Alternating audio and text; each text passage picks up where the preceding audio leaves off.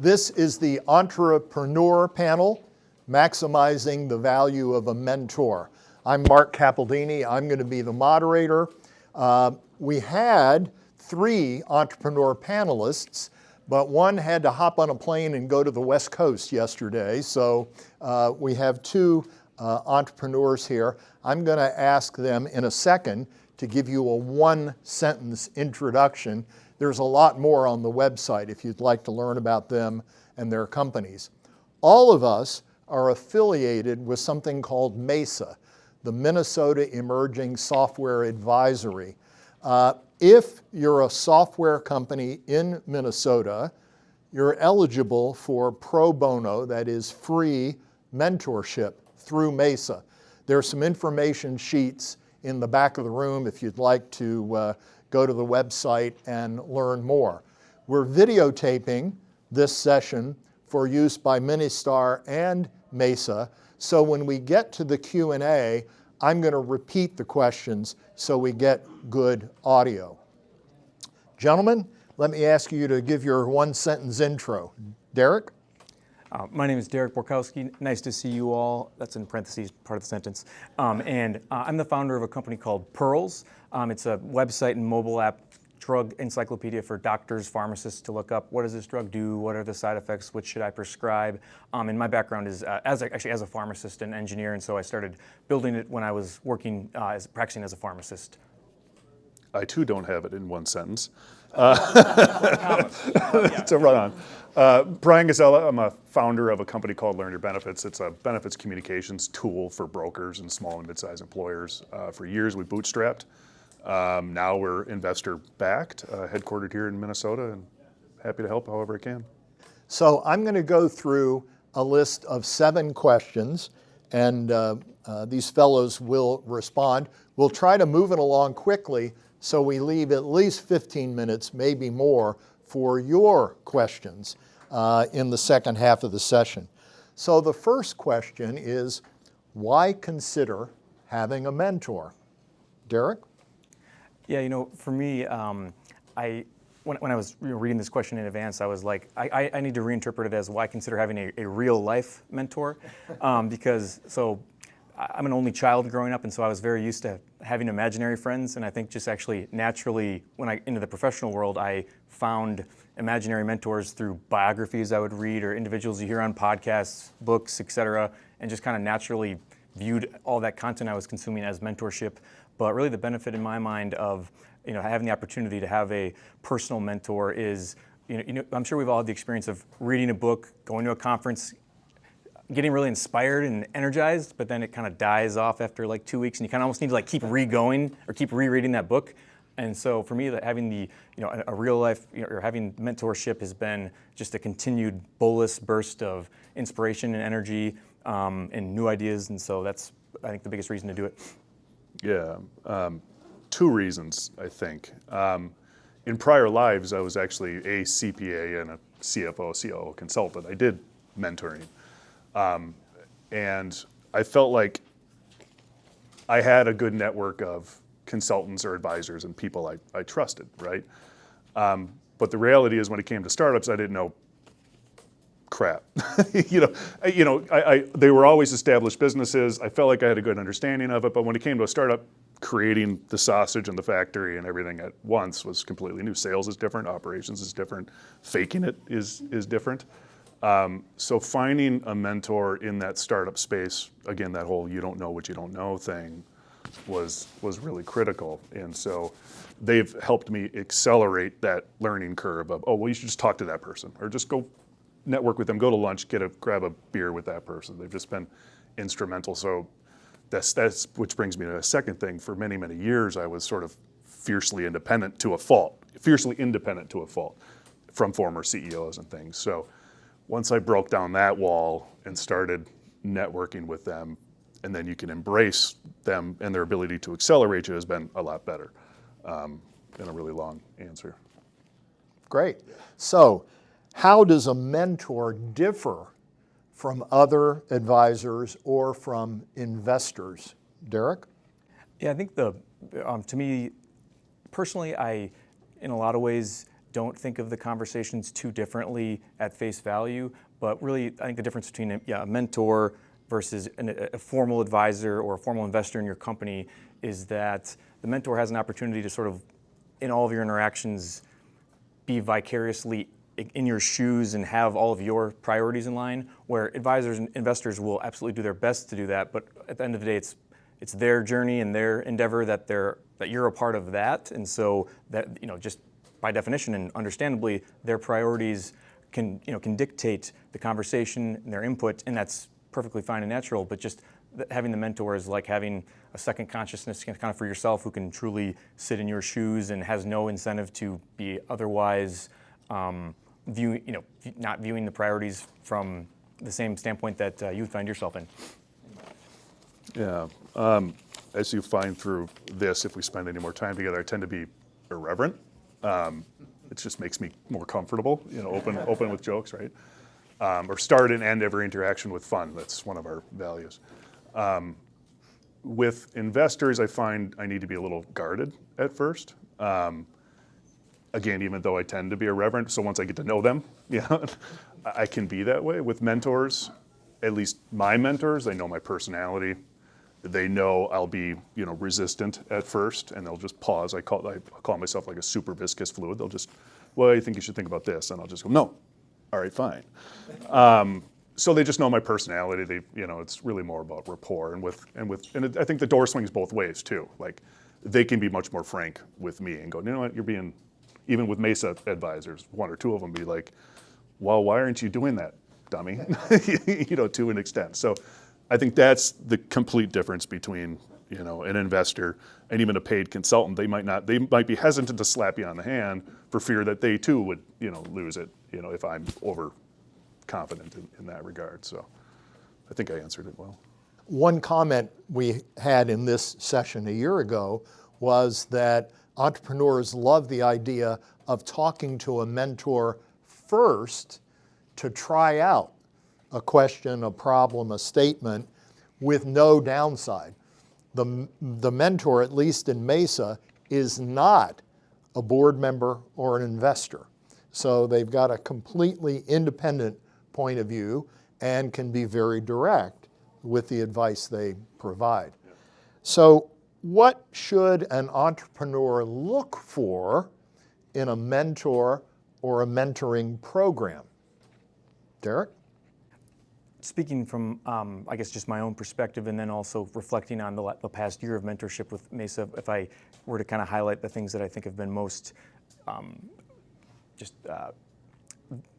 the greatest parts of the relationship that I've developed with my mentors, I think it's, a mentor is someone, as going back to what I was saying about my thoughts on why it's different than an advisor and investor, is they need to be able to really put themselves in your shoes and in your frame of mind. And so someone who's compatible with that degree of, I don't know if empathy is the right word for just being able to put themselves in your shoes, but then for the purpose of, in my mind, mentor having strengths that are different than yours. I think I believe in the trope, double down on your strengths and collaborate for your weaknesses, and so I think a mentor is a great place to do that. So John and Maroney and Ryan Smith, who are my two mentors through the program, they both have a 99 Madden rating in go-to-market and sales, and I do not. And I'm more of a product-focused founder. I started this business trying to solve my own problem with no idea, not working backwards at all from a business or go-to-market plan. And so, really, I think one of the best attributes for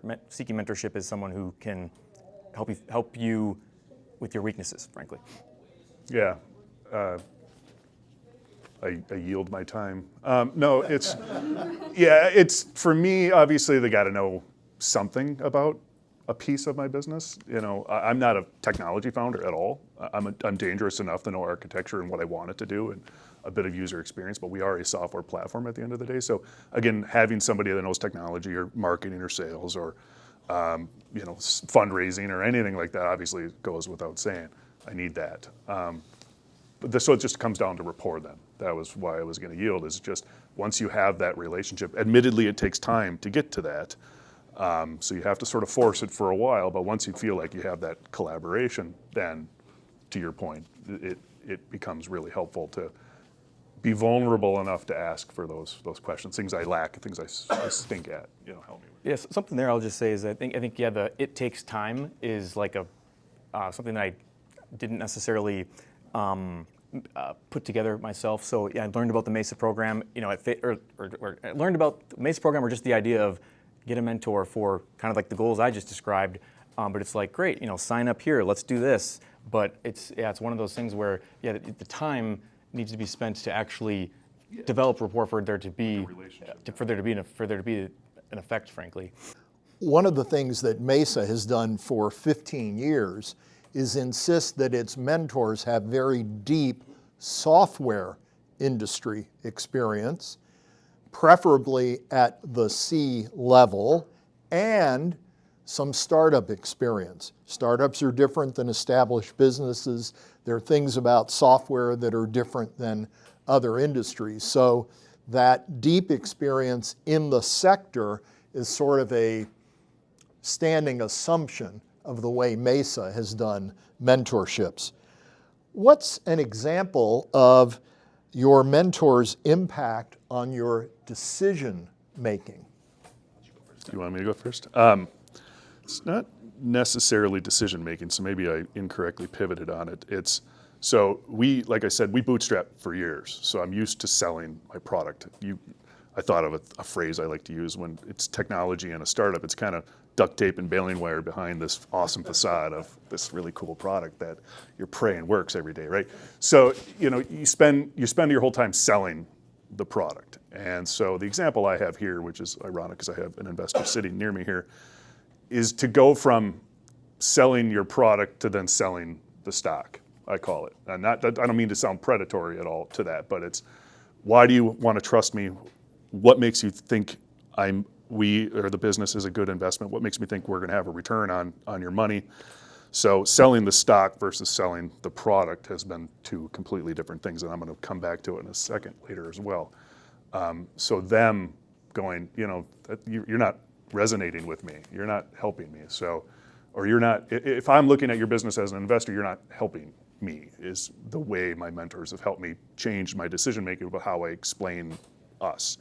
Is the market large enough? Is the total addressable market? Is our unit cost valuable? Or when this thing triples in size, is it even making money? All those types of stories to be able to answer that. And I have a finance background, I have an operations background. I intuitively think it's going to work, but they've been really helpful going, yes, that's good, no, it's not. So that's how they've helped me with decision making, although it wasn't necessarily decision making. No, yeah, well, I would say when I think about that, how my decision making has been influenced, really it just comes down to they've helped me set the right priorities. And I'm not sure, is anyone here an entrepreneur or run your own business or?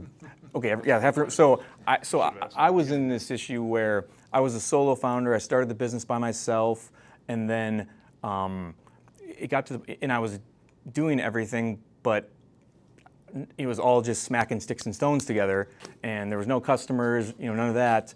And then really my problem over the last, frankly, like year and a half, 2 years has been that I almost killed myself on my gum there. Sorry. That would have been my. That would have been my. Yeah, that would have been my new problem. Well, pharmacists, we don't touch things. Yeah, that's what. Yeah. Elevated platforms. Right. But I'm still sort of in this mix where every day I needed to choose between offense and defense. Offense meaning what things I think I should do and go and act on them, versus defense of reacting to customers. Customer requests coming in, team member has this idea, this other inbounds coming in. And so, I've been in a position the last year or more where I could spend a lifetime worth of playing defense on any given day, I feel like. And so what my mentors have really helped is clarify the strategic places to play offense. And I could get into more specifics of examples where this has been super impactful, but that's been the biggest part for me. Focusing on strategic imperatives is kind of what I call it, which they do helpful. And that's, I'll talk about it in a second, so I'll stop. Yeah, one of the things that MESA mentors try to do is help the entrepreneur focus on what we call the WIG, the wildly important goal.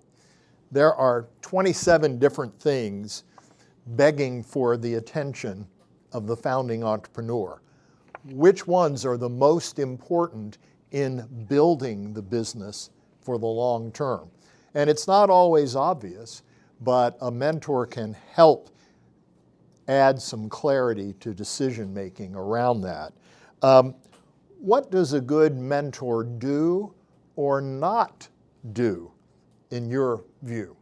Derek? Oh, no, well, okay. Well, No, please. oh, well, he yields to me. I want to hear where you're going. Yeah. Please, No, well, I was going to tie it back in a second. I think for me, again, having both been on the inside and outside of businesses, I've learned that how I like to work is, I call it the white tile effect. I say this to everyone. If you've ever had a home built and you decide you want, let's say, white tile on something, I got to see all the white tiles. Even though my spouse, she'll go, I like that one. Inevitably, we end up coming back to that one because she just has better taste than me, but I got to see all of it. So for me, good mentors will sort of pose the pros and cons. They will establish, well, here's all your variables. Here, here's kind of the garbage. Get rid of that. They'll bookend it, maybe. Don't do that, and for sure, at least, no matter what, make sure you do that. And then let me sort of find my way through it as we narrow down the white tile. I think what I've had a bad time with other mentors or even investors or people associated with some of the startup space is they will be kind of predatory at times. I mean, just to kind of keep an eye on that. And then they'll come in as mentors, but then they kind of got their tin cup out a little bit. So I don't like those. And then I like the ones that tell me what to do or make the decision or do those things. I'll absolutely listen if you go time out, listen to me as a mentor. But I've even had mentors, people I thought were mentors, charge ahead and go, well, I'm going to set up a meeting with this person. I'm like, well, I'm not even ready to sell to them. I have no idea what I'm going to say. I don't know what the price is going to be. I don't even know the problem I'm solving for them. Just because you want me to talk to them doesn't mean I'm ready to do it. So I think those are all examples of bad mentors. So maybe the moral of that is understanding how I want to work and is that rapport there and collaborating with me versus maybe, pulling out the strengths, if you will, probably.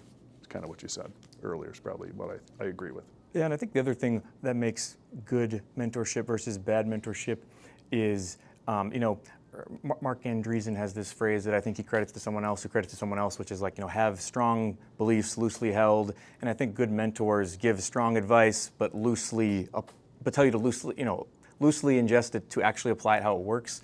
I had the opportunity over the last few years to, in some ways be a mentor of my own to entrepreneurs earlier in the journey. And I always start this pitch deck this slide deck with, disclaimer, none of this is advice that should be taken wholesale. I've heard, the thing I'm so scared of being in front of you all or them all is that anyone takes my advice without filtering it to their situation or utilizing the grain of salt to apply it to what actually is going to be, what's applicable there. And so I think good mentorship will tell you what their honest take on your situation is, and that the good advice that they are communicating, they understand that your situation is not exactly the same as the experiences that they're drawing that advice from, and so they are giving it to you, encouraging you to then work it out and derive how it's applicable to your own situation. So giving you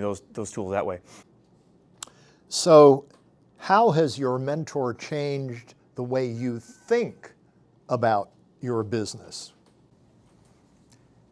I think they've helped me personally be more ambitious by especially recognizing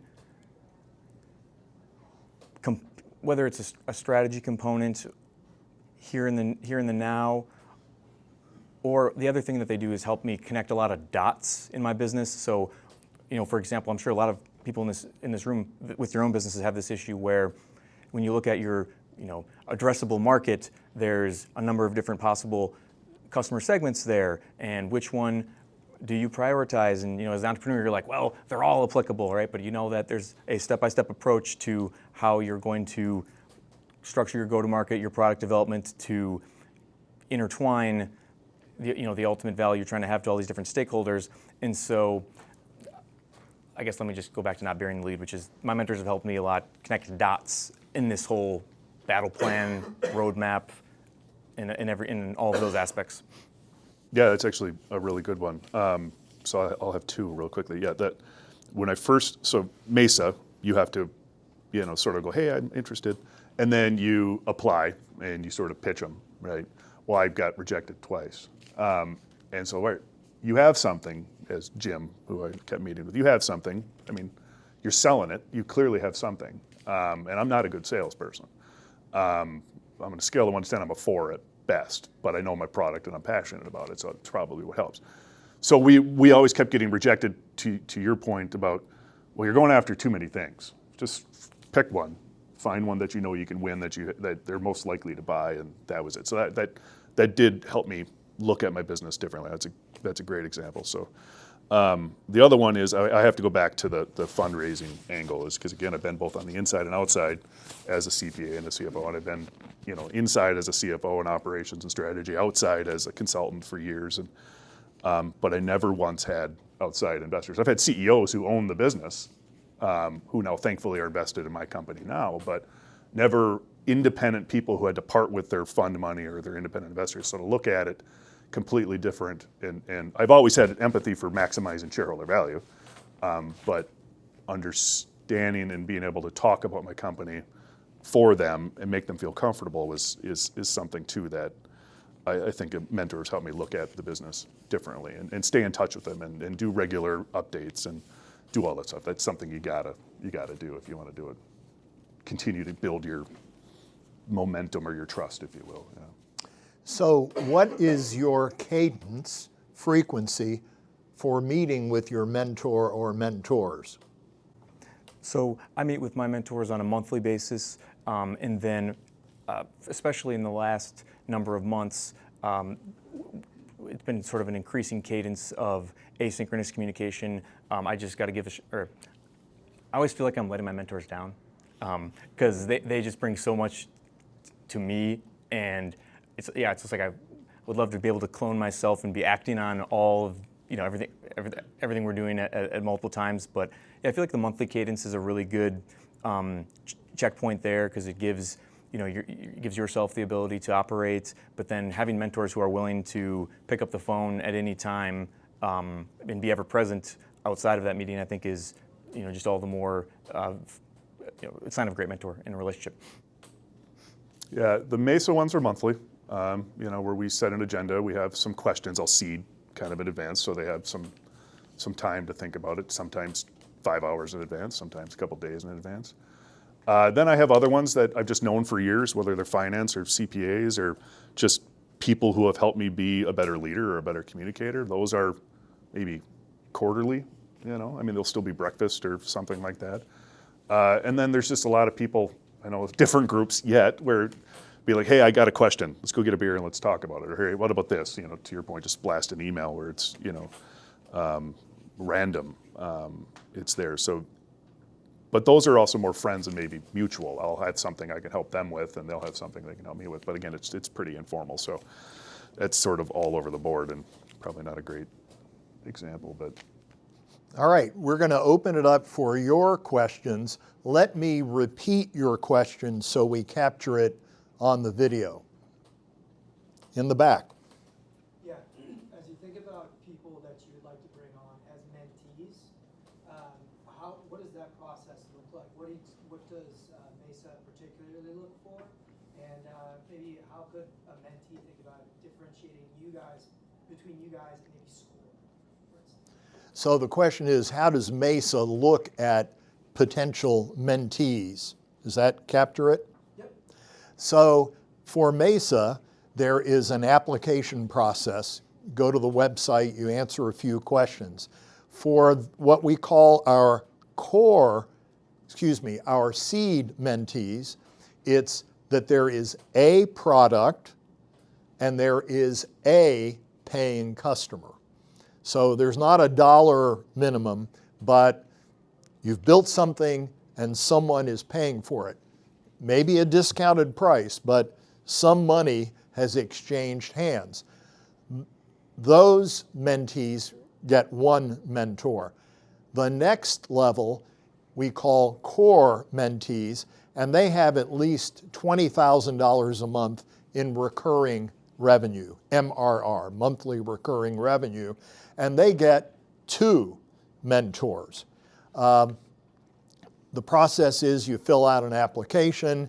If you meet certain thresholds, you're invited to present via video conference to a meeting of all the mentors who then decide whether or not the company should be brought into the portfolio. And there are 3 possibilities: yes, not yet, and no.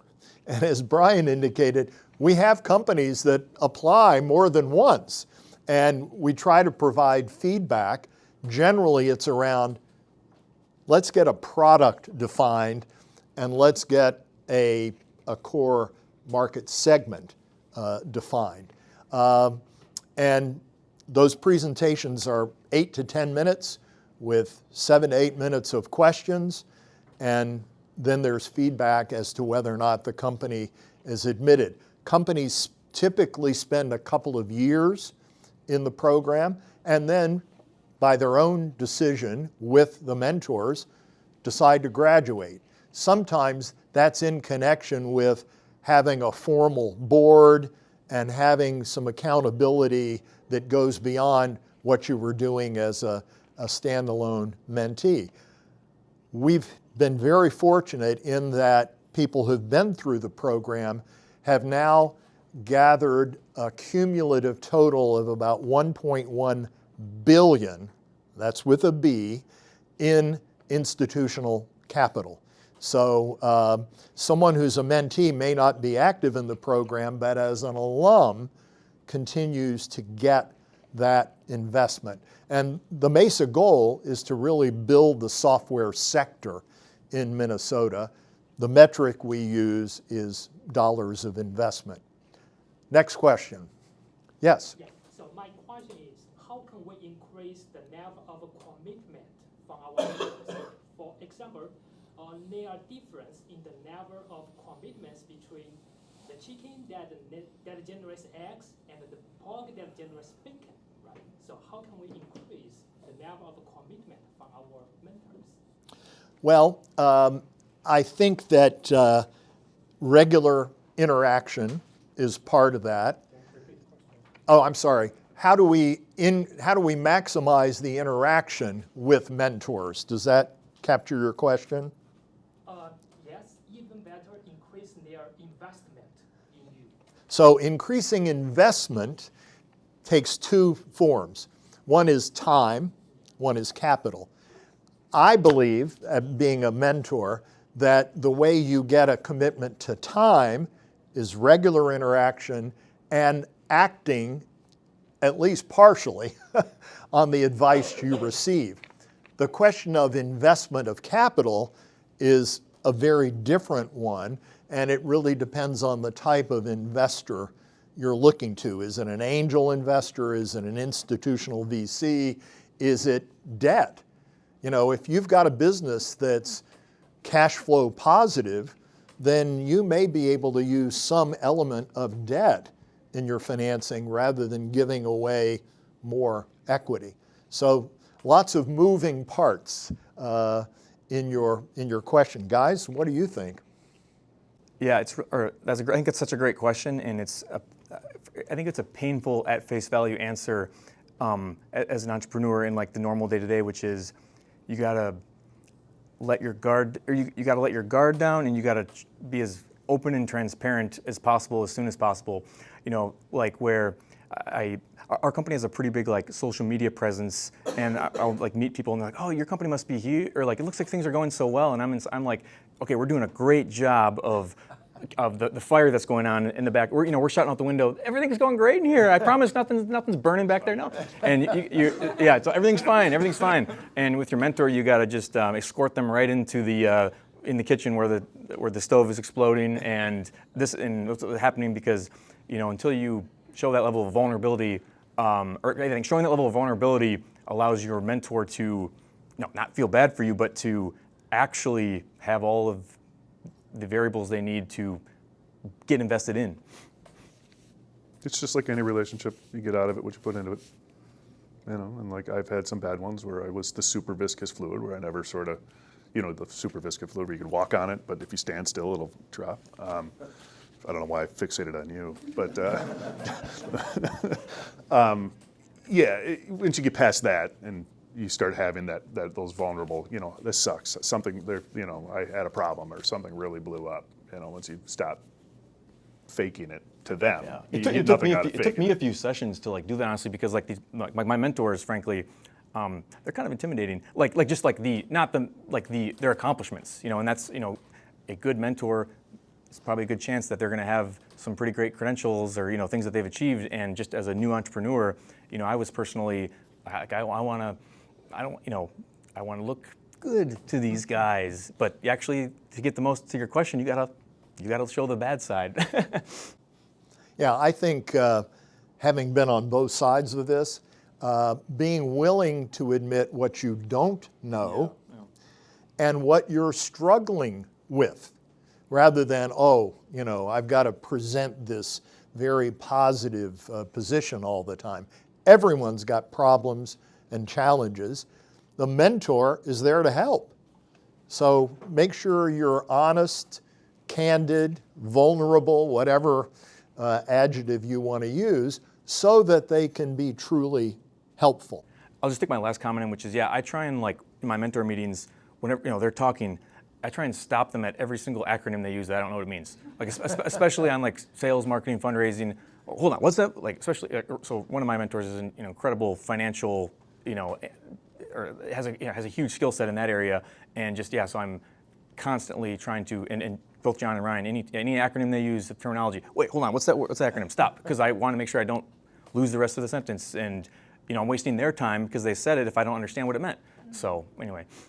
Great point. Another question? Yes. I want to ask you, do you do something with social impact in terms of like mentorship, like not as a for-profit business, for non-profit? Do you do anything with that? Yeah, MESA is very narrow. We're very focused on Minnesota and software for-profit companies. The question has occurred to me because I have been involved in various nonprofits as a board member. I wish there were a parallel organization for nonprofit CEOs.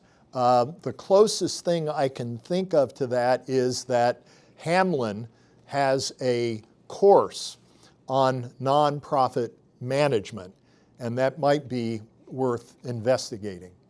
SCORE will take nonprofit organizations as well.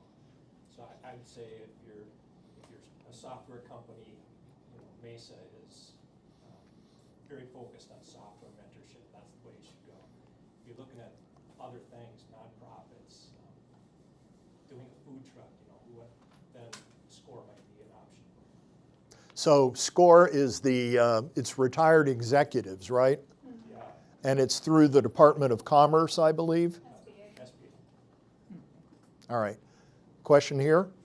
Yeah, a couple questions, just sort of looking at what the constraints or sort of the expectations are, both from mentor and mentee coming into it, because I can imagine, you know, like Derek says, you're sharing all the warts, but is there any kind of constraints on the mentor in the sense of, hey, if you do get really excited about this, you know, we don't want you making introductions. We don't, you know, as far as investing, if they might be an angel investor or something like that. Is there anything that you guys kind of help manage that expectation early on so that it sort of helps avoid the founder's tendency to want to sell to everybody and kind of go, hey, Yeah. can you help make introductions? So from a MESA perspective, all of our mentors sign confidentiality agreements so that what they learn from their mentees is kept in confidence. That's one protection. The other is, while our mentors may be active as investors or board members of other companies, they are not allowed to do that with their mentees. The whole idea being complete independence, not having any kind of conflict of interest. I'm not sure how it works in other organizations, but MESA figured this out a long time ago, and those rules are ironclad, and it seems to have worked for us. But what's your perspective on the mentee-mentor expectations? Honestly, I haven't even thought about it. It never even occurred to me to ask them for money or things like that, you know. So it's really just more about helping with the business. So I don't even know what the restrictions are. And when I have made the decision to raise funds or something, staying on that as a topic, it's a very concerted period of time, because it can be very, very time consuming, those in this room that have raised money. It can be time consuming if you're knocking on 25 doors to try to get 5 meetings and try to win one. You know, so I've always done it over a short period of time, so then I compartmentalize it. So then again, this time right now I'm selling my product as much as I can, because I'm a cyclical business. So I guess I never even thought about it, so I'm sorry I can't help any more than that. Derek, any thoughts? Yeah, I would just say that I think I know exactly, like having that same sort of question maybe prior to the program. So like when I learned about MESA, yeah, the idea was you can have a mentor who's not an advisor or an investor, and I remember thinking maybe having that concern. But then what's great is, so going back to the question about the application process, even, yeah, so you pitch the entire pool of mentors, and then it's not like, well, I guess I don't know, you could tell me, Mark, but my understanding is it's not that like there's like a vote and it's like, oh, majority, okay, this person's in, now somebody needs to mentor them. And it's actually from the pool, there's people who are like, I'll take that person, or I won't take that person. So the relationship, you essentially just quickly morphs into just a real relationship that, conversations could go any direction, and and everyone's under the expectation because of the terms of the MESA involvement. So that's already been established, and then things just go from there with regards to, the mentors. In my experience, they're seasoned entrepreneurs themselves, and so it's just a really open, organic relationship that you don't need to be afraid. Yeah. In the matching process, the mentors correct my record. No, you're right. The mentors do a lot of self-selection. So if there's an applicant who's built a product, the product works, but they're really struggling on the marketing side, there are certain mentors who say, I can really help there. On the other hand, if somebody's got a product, got customers, and really needs help with institutional fundraising, there are mentors who have greater expertise there.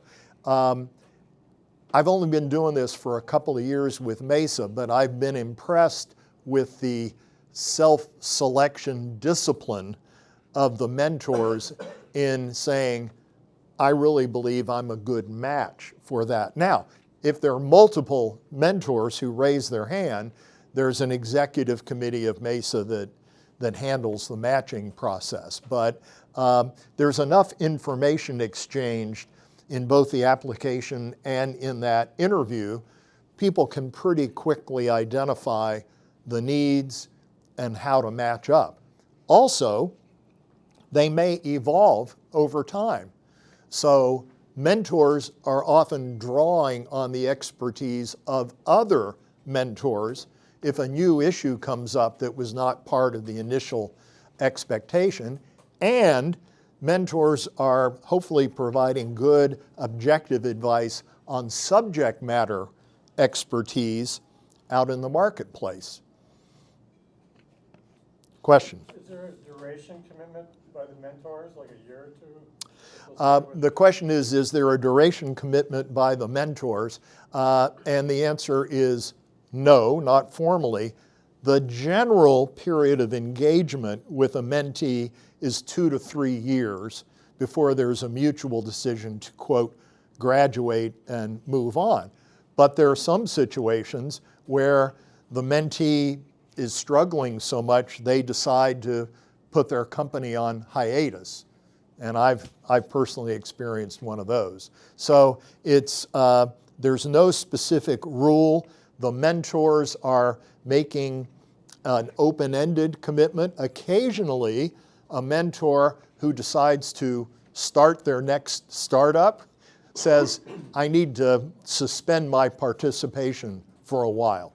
But it's generally an open-ended, long-term commitment. Any particular verticals you're seeing that are more predominant for companies? Software is pretty broad, as you know. The trend, I guess, that I've seen is more companies that identify themselves as being in something like health technology, but software is a big part of what they do. So we talk about pure software companies and software-centric companies that may not be perceived in the marketplace as, quote, software, but software is really critical to what they do. Because fintech and healthcare in general are. Right. Yeah, plus also in Minnesota being Medical Alley, you're just naturally going to have some more willing recipients, and we got the largest insurers here. We got some of the largest healthcare. We got one of the most competitive orthopedics products. We've got orphan drugs. Well, I don't even know if they're shutting down the place in Maple Grove. It's a pharma organization. There you go. But yeah, I mean, just in this background, in this space, no doubt, there's highly likelihood that if you're in those industries, you'll be more successful. Plus, you just have that osmosis of being around it. I think it's just a lot of it here. So we've come to the end of our time. We're going to need to clear out of this room and make it available for the next session. But we're happy to chat informally outside. If you'd like information about MESA, there are single-page information sheets in the back of the room. Thank you. Thank you all.